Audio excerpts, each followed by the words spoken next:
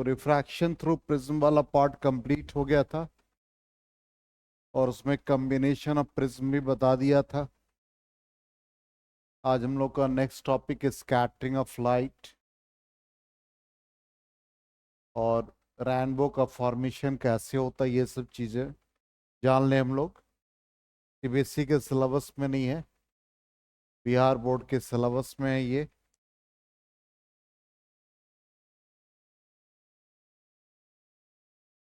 तो सबसे पहले स्कैटरिंग ऑफ लाइट कहता है it is the phenomenon in which light is deflected from its path due to interaction of the particles of the medium through which it passes. Simply मान लो air में dust particle है, तो जब light incident होता है और उसका interaction उस डस्ट पार्टिकल के साथ होता है तो उस कंडीशन में लाइट का पाथ डेविएट होता है, उसी को हम लोग स्कैटरिंग कहते हैं। लेकिन कंडीशन ये है कि जो स्कैटरिंग पार्टिकल्स हैं उसका जो साइज है वो वेवलेंथ ऑफ इंसिडेंट लाइट के रिस्पेक्ट में नेग्लिजिबल होना चाहिए। तो उस कंडीशन में इलास्टिक स्कैटरिंग मिलता है। यदि size of the scattering particles like clouds, इन सब का साइज काफी ज्यादा है तो उस कंडीशन में लिस्ट स्कैटर्ड होगा, मतलब एक्सचेंज ऑफ एनर्जी होगा, उसको हम लोग इन इलास्टिक स्कैटरिंग कहेंगे। तो पहले हम लोग स्कैटरिंग की बात कर ले, फिर हम लोग टाइप्स पे आएंगे। तो सिंपली दिमाग में ये रखना है कि जैसे कोई भी पार्टिकल्स है मीडियम में, ये पार्टिकल्स है।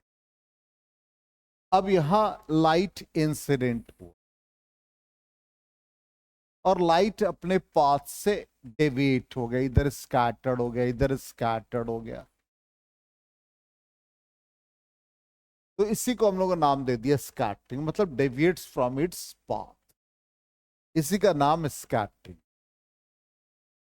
ठीक, अब इसको सबसे पहले रेले ने फाइंड किया, जो इलास्टिक स्कैटरिंग के लिए, जिसको रेलेज लॉ ऑफ स्कैटरिंग कहते हैं। इसके अकॉर्डिंग कहता है कि जो इंटेंसिटी ऑफ लाइट है जिसका वेवलेंथ लैम्डा है और वो स्कैटर्ड लाइट में प्रेजेंट है, तो कहता वो inversely proportional to fourth power of lambda. लेकिन कंडीशन है कि size of the scattering particle is smaller than the wavelength of light. ठीक, इसका मतलब 1/λ4 हो जाए। और रेलेज लॉ ऑफ स्कैटरिंग को ही इलास्टिक और रेलेज स्कैटरिंग कहते हैं। ठीक है, तो कहता है कि when the size of the scattering particle is much smaller than the wavelength of incident light, there is no exchange of energy between the incident light and scattering particle. इसमें किसी तरह का एनर्जी का एक्सचेंज नहीं होगा। तो जब energy का एक्सचेंज नहीं होगा तो उस कंडीशन में फ्रीक्वेंसी और वेवलेंथ स्कैटर्ड लाइट का चेंज नहीं करेगा। तो इसी को नाम दे दिया इलास्टिक और रेले स्कैटरिंग। रिपीट करते, जो स्कैटरिंग पार्टिकल है उसका size much smaller than the wavelength of incident light. There is no exchange of energy between the incident light and scattering particle. तो जब एनर्जी का एक्सचेंज नहीं होगा तो फ्रीक्वेंसी और वेवलेंथ अनचेंज्ड होंगे। इसी का नाम है इलास्टिक और रेले स्कैटरिंग। तो पहला टाइप हो गया। चलो बैठ, आज हम लोग का कंप्लीट थियोरेटिकल क्लास है और ये पुराने सिलेबस में सीबीएसई में था, लेकिन अब सिर्फ बिहार बोर्ड में है। स्कैटरिंग ऑफ लाइट यहीं से स्टार्ट किया। इसमें कहा कि सिंपली जब लाइट का इंटरेक्शन एटमॉस्फेयर में जो डस्ट पार्टिकल्स हैं, जिसको हम लोग स्कैटरिंग पार्टिकल्स कहते हैं, उसके साथ उसका इंटरेक्शन हो रहा, तो लाइट अपने पाथ से डेविएट हो जा रहा। तो जब पाथ से डेविएट हो जाएगा तो उस कंडीशन में उसको हम लोग स्कैटर्ड पार्टिकल्स कहेंगे। तो दो कंडीशन है कि जो स्कैटरिंग पार्टिकल है उसका साइज इंसिडेंट वेवलेंथ के रिस्पेक्ट में क्या है। डस्ट पार्टिकल का साइज यदि वेवलेंथ से काफी कम है तो उस कंडीशन में जो स्कैटरिंग होगा उसको इलास्टिक और रेले स्कैटरिंग। यदि साइज उसका बड़ा हो जाएगा उसका नाम पड़ जाएगा इन इलास्टिक। तो रेलेस के अकॉर्डिंग कहता है कि इंटेंसिटी ऑफ वेवलेंथ जो लाइट है, या intensity of light of wavelength lambda inversely proportional to fourth power of lambda. और वो लैम्डा किसका है? Incident light. क्लियर? तो उस कंडीशन में कहता है ये कंडीशन तभी फुलफिल होगा जब स्कैटरिंग पार्टिकल का साइज वेवलेंथ के रिस्पेक्ट में कम है। तो जब ऐसा कंडीशन होगा तो कहता है कि एनर्जी का एक्सचेंज नहीं होगा। जब एक्सचेंज नहीं होगा तब उस कंडीशन में फ्रीक्वेंसी और वेवलेंथ इंसिडेंट लाइट का सेम रह जाए। ठीक, इसी को हम लोग कहते हैं इलास्टिक और रेले स्कैटरिंग। दूसरा हमारा आ गया इन इलास्टिक स्कैटरिंग। अब इसमें कहता है इन इलास्टिक में कि size of the scattering particles much greater than wavelength of incident light. तब उस कंडीशन में एनर्जी का एक्सचेंज होगा between the incident light and the scattering particle. ठीक, तो उस कंडीशन में स्कैटर्ड लाइट का फ्रीक्वेंसी और वेवलेंथ डिफरेंट हो जाएगा इंसिडेंट लाइट। तो इसका नाम हो गया इन इलास्टिक स्कैटरिंग। ठीक, दो तरह का स्कैटरिंग। अब जैसे हम इस स्कैटरिंग में एग्जाम्पल्स हैं। सबसे पहला एग्जाम्पल है कि डेंजर सिग्नल्स आर रेड। अभी हम लोग के मतलब सिटी में सब जगह देखे रेड लाइट लग गया। तो ये रेड लाइट ही हम लोग क्यों यूज करते हैं? रीजन है कि रेड लाइट का वेवलेंथ सबसे ज्यादा होता है, तो रेलेस लॉ के अकॉर्डिंग इंटेंसिटी कम होगा। ये ना मतलब है I inversely proportional to fourth power of lambda. तो कम इंटेंसिटी का मतलब क्या हुआ? Least scattered. मान लो इस रूम में हम आए और एक बल्ब हमने 3-4 कलर का बल्ब मान लो लगा रखा है,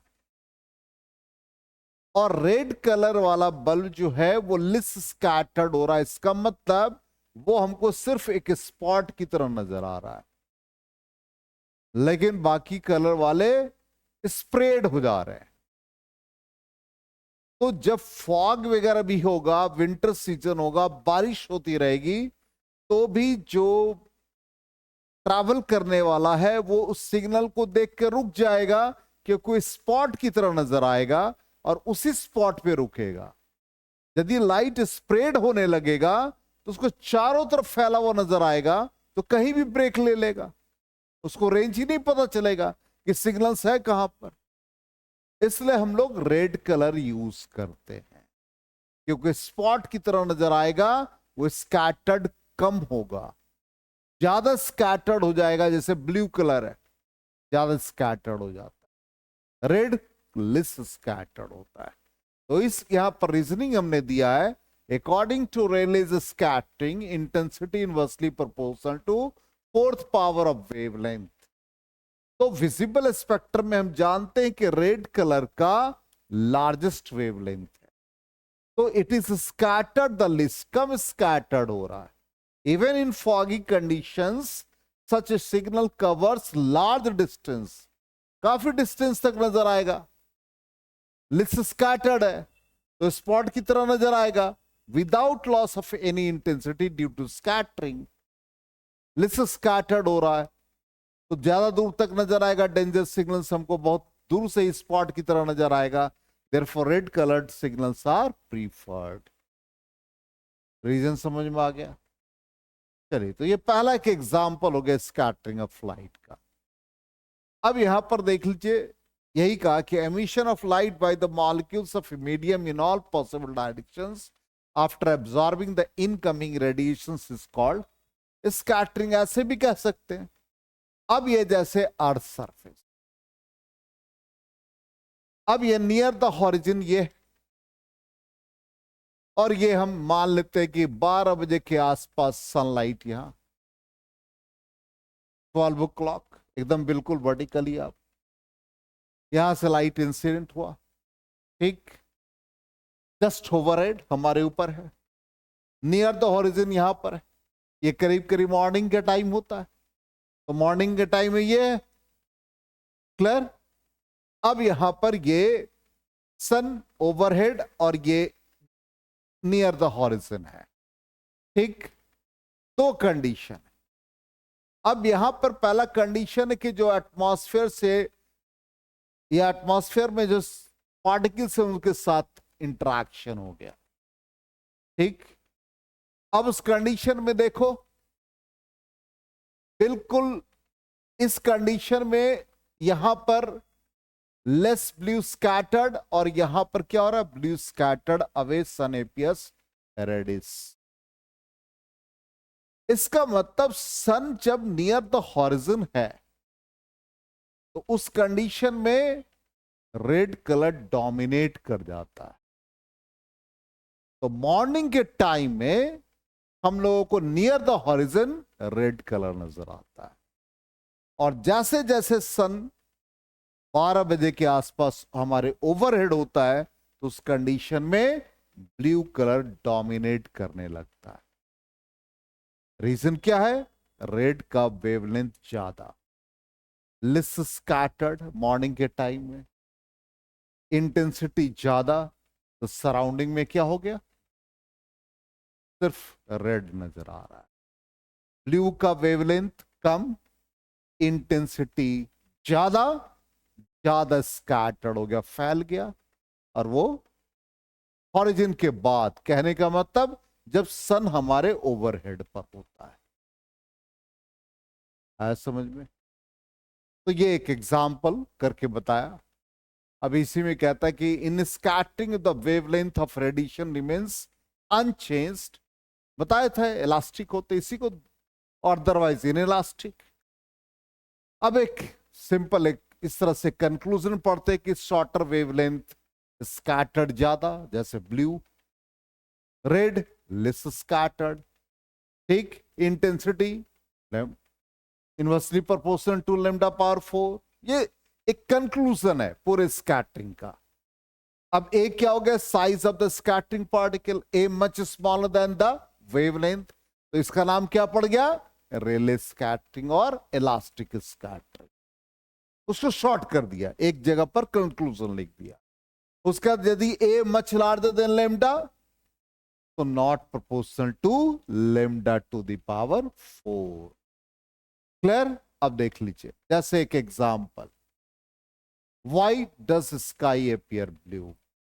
क्या रीजन है? अभी रीजन बता दिया। क्या रीजन बताया बोलो? वेवलेंथ उसका अरे कम ना, तो इंटेंसिटी ज्यादा, ज्यादा स्कैटर्ड हो गया। अब रेन ड्रॉप्स है, वाटर ड्रॉपलेट्स है, उसका साइज वेवलेंथ से ज्यादा, तब उस कंडीशन में क्या होगा, आइस पार्टिकल्स वो क्या होगा, सारे पार्टिकल्स इक्वली स्कैटर्ड हो जाए, इसलिए क्लाउड्स एपियर व्हाइट। ठीक है, एक एग्जांपल हो गया। वही लिखा, clouds with water droplets are generally white. Blue color has shorter wavelength than red, hence blue is more scattered than red, so sky appears blue. ठीक है, इसी तरह से एट सनराइज और सनसेट रेडिशनेस होता है। रीजन वही बताया। क्या बताया? रीजन क्या था? सनराइज और सनसेट के समय लार्जर डिस्टेंस ट्रैवल करता है, इंटेंसिटी उसका क्या हो गया? कम हो गया, लिस स्कैटर्ड होगा। ठीक है, चलिए ये सारी चीजें हम लोग ऑलरेडी पहले भी पढ़े और इसमें यहां पर एक कंक्लूजन आ गया। तो स्कैटरिंग समझ में आ गया। 4 एग्जाम्पल है स्कैटरिंग के। ठीक है, ब्लू कलर ऑफ स्काई फिर रिपीटेशन है, रीजन बता दिया। ऐसे भी आप लिख सकते हैं कि lambda wavelength of blue light is less than red light. ठीक है, और ये 1/λ⁴ होना चाहिए, बाय मिस्टेक लिखा गया। ठीक है, तो इस कंडीशन में डोमिनेट कर जाता है, क्लाउड से अपीयर व्हाइट। रीजन क्या बताया था कि size of the scattering particle much larger then wavelength, तब क्या होगा? इक्वली स्कैटर्ड होगा, तब उस कंडीशन में क्लाउड से अपीयर व्हाइट। ठीक, रेडिशनेस एट सनराइज सनसेट, ये भी एग्जांपल बता ही दिया।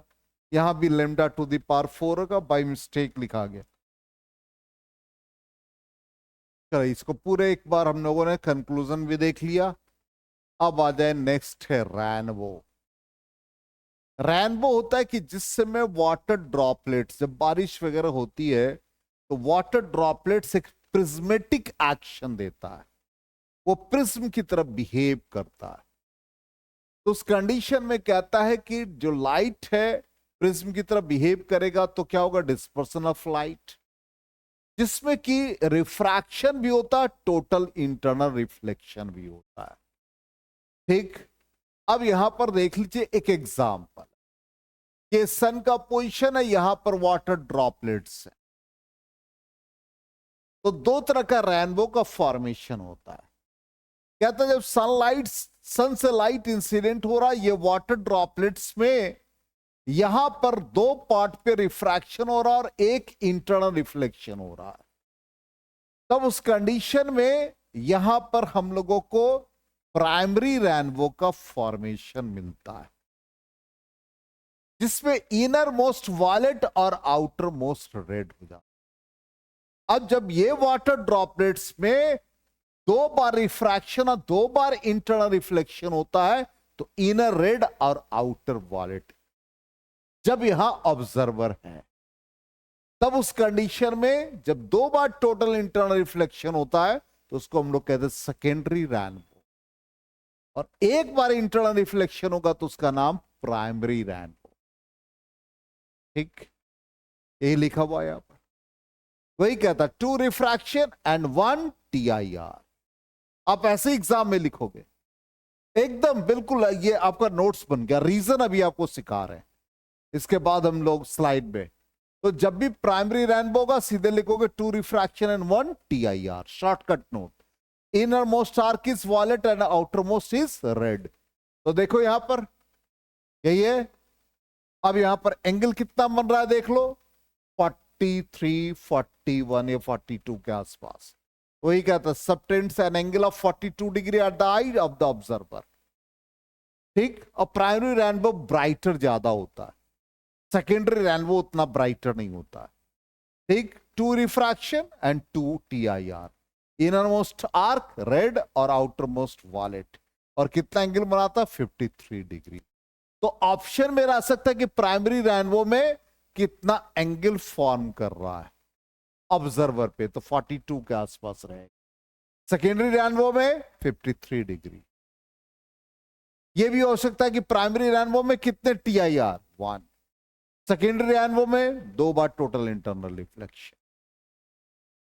रिफ्रैक्शन दोनों में 2 बार हो रहा है, क्योंकि लाइट जब वाटर ड्रॉपलेट्स के अंदर इंटर करेगा तो एक रिफ्रैक्शन, इंटरनल रिफ्लेक्शन के बाद दोबारा बाहर निकलेगा तो दूसरा रिफ्रैक्शन, इसलिए 2 बार रिफ्रैक्शन होगा। क्लियर? अब इसको हम लोग इस तरह से देखेंगे कि रेनबो जो फॉर्म होता है dispersion of sunlight falling on rain drops, तो रेनबो इस कंडीशन में 2 तरीके का होगा। एक का नाम हमने बताया प्राइमरी रेनबो, दूसरे का नाम सेकेंडरी। अब यहां पर प्राइमरी रेनबो का जब फॉर्मेशन होता है तो उस कंडीशन में कलर बैंड्स जो मिलते हैं वो रेड आउटर मोस्ट और वॉलेट इनर साइड में मिलते हैं। ठीक, तो यहां पर दो रिफ्रैक्शन होगा और एक टोटल इंटरनल रिफ्लेक्शन।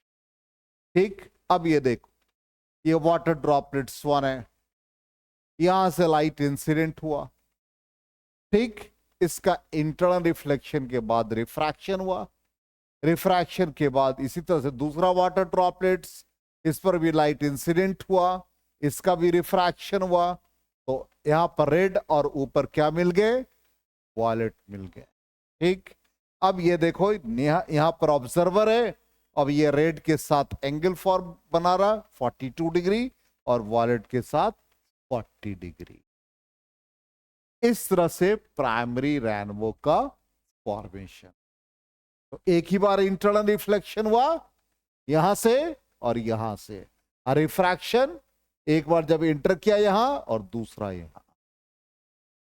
रिपीट कर रहे, देखो यहां पर गौर से देखो, यहां से लाइट इंटर किया तो ये हमारा पहला रिफ्रैक्शन, और यहां से लाइट बाहर निकला, दो रिफ्रैक्शन, और यहां पर क्या हो गया, TIR हो गया, टोटल इंटरनल रिफ्लेक्शन।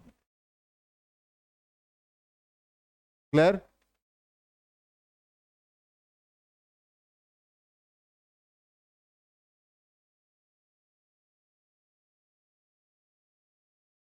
अब आ जाए नेक्स्ट, यही रेन ड्रॉप्स, सनलाइट इंसिडेंट हुआ, बहुत सारे एग्जाम्पल देके समझाने की कोशिश किया। यही बना फॉर्मेशन, एक यहां पर TIR। ठीक, इसी को दोबारा दिखा रहे हैं एक साथ, वो अलग अलग करके ब्रेक करके दिखाया, 40 डिग्री 42 डिग्री, ये बन गया आपका अभी जो दिखाया था प्राइमरी रैन। ठीक है, चलिए अब आ जाइए नेक्स्ट, सेकेंडरी रैन कैसे फॉर्म करता है वो देखिए। Rain drops, falling rain drops, ये रेन ड्रॉप्स है, लाइट इंसिडेंट हुआ, ये एरो हम दिखा रहे हैं, सनलाइट से जो लाइट आ रहा है पहले ड्रॉप पे, यहां पर एक रिफ्रैक्शन, यहां total internal reflection, total internal reflection, उसके बाद फर्दर रिफ्रैक्शन। फिर ये लाइट यहां से क्या किया, ये प्रिज्मेटिक बिहेवियर है, तो लाइट को क्या करेगा, डिस्पर्स करेगा, तो डिस्पर्सन ऑफ लाइट, और दो एक्सट्रीम कलर ले लेंगे, एक वॉलेट और एक रेड। इसी तरह से दूसरा वाटर ड्रॉपलेट्स, यहां से लाइट इंटर किया, उसके बाद यहां पर फिर इसका इंटरनल रिफ्लेक्शन, फिर यहां पर इंटरनल रिफ्लेक्शन के बाद रिफ्रैक्शन, फिर इनर मोस्ट में वॉलेट आ गए, वहां पर क्या हो गया, रेड हो गया। अब ये जो एंगल फॉर्म किया 53 डिग्री और 50 डिग्री, इस तरह से सेकेंडरी रेनबो का फॉर्मेशन। आ गया समझ में?